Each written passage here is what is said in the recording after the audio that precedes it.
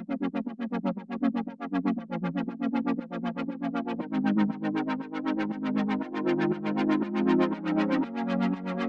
Everyone, मैं हूं कामरान चौधरी और आप देख रहे हैं केमिस्ट्री विद कामरान। सबसे पहले तो मैं आपको ये बता देता हूँ कि आज हमने जैसे बेसिक कॉन्सेप्ट्स ऑफ केमिस्ट्री के नाम से मैंने एक सीरीज़ स्टार्ट की हुई थी जो कि उन स्टूडेंट्स के लिए थी जो कि मोस्टली 9th क्लास में हो या 10th क्लास में हो, क्योंकि उस प्लेलिस्ट में, उस सीरीज़ में मैं अमूमन वो लेक्चर अपलोड करता हूँ जो कि बेसिक लेवल के हैं। ठीक है, बेसिक लेवल के जो कॉन्सेप्ट्स होते हैं। वैसे तो वो स्टूडेंट्स भी वहाँ से फ़ायदा उठा सकते हैं जो कि फ़र्स्ट ईयर सेकेंड ईयर में हैं या अपर लेवल के स्टूडेंट्स हैं जिनके कॉन्सेप्ट्स वीक हैं। ठीक है, तो वो उनके लिए भी फ़ायदेमंद है। लेकिन आज हम एक और सीरीज़ स्टार्ट करने जा रहे हैं। मैंने प्लेलिस्ट बना दी है कॉन्सेप्ट्स ऑफ केमिस्ट्री के नाम से। इस प्लेलिस्ट में हम लोग mostly first year, second year और अपर लेवल के जो कॉन्सेप्ट्स होंगे केमिस्ट्री के वो डील किया करेंगे, यहाँ पर वो डिस्कस किया करेंगे। ठीक हो गया। सो कॉन्सेप्ट्स ऑफ केमिस्ट्री की प्लेलिस्ट में जो पहला लेक्चर आपको मिलेगा वो होगा मोल रेशो का। ठीक है, जो कि नॉर्मली फर्स्ट ईयर के स्टूडेंट्स ज़्यादा पढ़ते हैं। ठीक है, जब वो स्टिशियोमेट्रिक कैलकुलेशंस कर रहे होते हैं। ठीक है, अब स्टिशियोमेट्री क्या होती है या स्टिशियोमेट्रिक कैलकुलेशंस क्या होती हैं कि बेसिकली एक जो केमिकल रिएक्शन होता है उसमें गिवन रिएक्टेंट्स और प्रोडक्ट्स के मोल्स के दरमियान या उनकी अमाउंट्स के दरमियान जो रेशोज़ होती हैं, जब आप कंपैरिजन करते हो उसको क्या बोलते हैं हम? स्टिशियोमेट्रिक कैलकुलेशंस बोलते हैं। ठीक है, सो उसी से रिलेटेड ये आज का एक टॉपिक है जो कि एक बेसिक सा टॉपिक है, वो है मोल रेशोज़ का। अब सबसे पहले तो मैं आपको डिफ़ाइन करवा देता हूँ कि बेसिकली मोल रेशोज़ होती क्या हैं। ठीक है, सो हम इनको कुछ इस तरह से डिफ़ाइन करते हैं कि mole ratios means the ratios of number of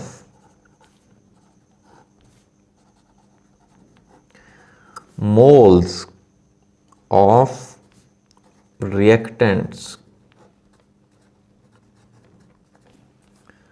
taking part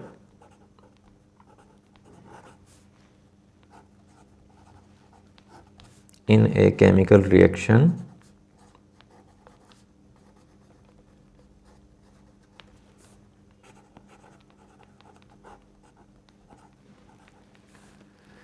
and the number of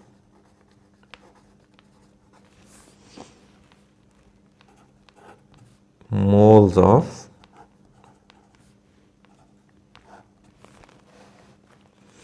products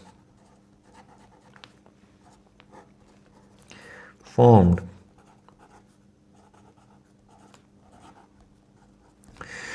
अब मोल रेशोज़ को कैसे आप डिफाइन करते हैं कि जी mole ratios means the ratios of number of moles of reactants taking part in a chemical reaction.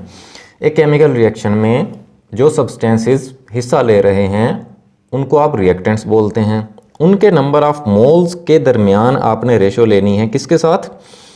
And the number of moles of products formed, जो कि एक केमिकल रिएक्शन के दौरान प्रोडक्ट्स बन रहे हैं। ठीक है, उन रिएक्टेंट्स और प्रोडक्ट्स के नंबर ऑफ मोल्स के दरमियान जो रेशो होगी उसको आप क्या कहेंगे? मोल रेशोज़।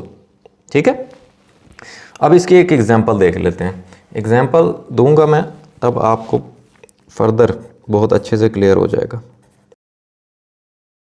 अब देखें, फॉर एग्जांपल मैं यहाँ पर एक केमिकल रिएक्शन राइट करता हूँ C3H8 जो कि है प्रोपेन एंड 5O2। प्रोडक्ट्स कौन कौन से हैं? कार्बन डाइऑक्साइड और वाटर है। ये मैंने एक बैलेंस्ड केमिकल इक्वेशन राइट की।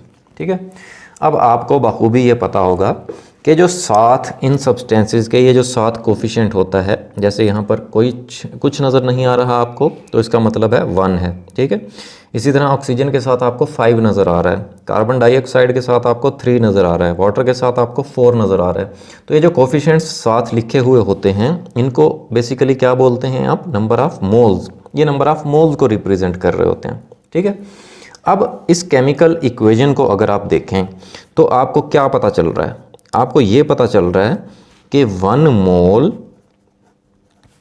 ऑफ C3H8 जो कि है प्रोपेन रिएक्ट्स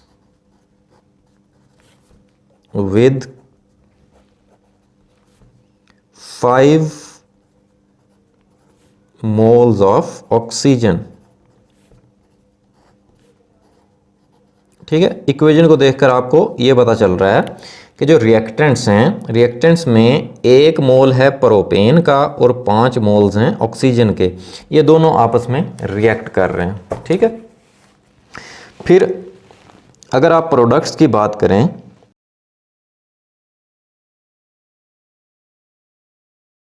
टू गिव 3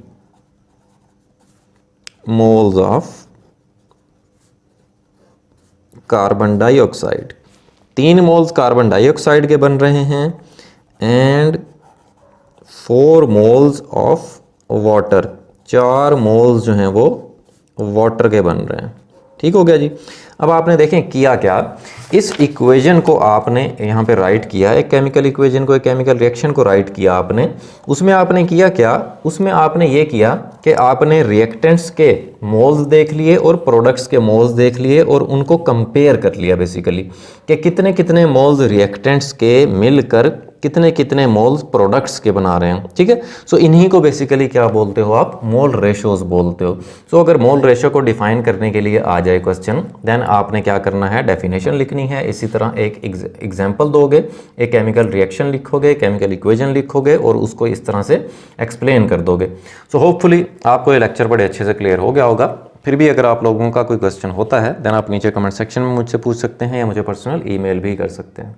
अगर आपको वीडियो पसंद आई है तो चैनल को सब्सक्राइब ज़रूर कीजिएगा, वीडियो को लाइक किया करें, शेयर किया करें। Thank you very much.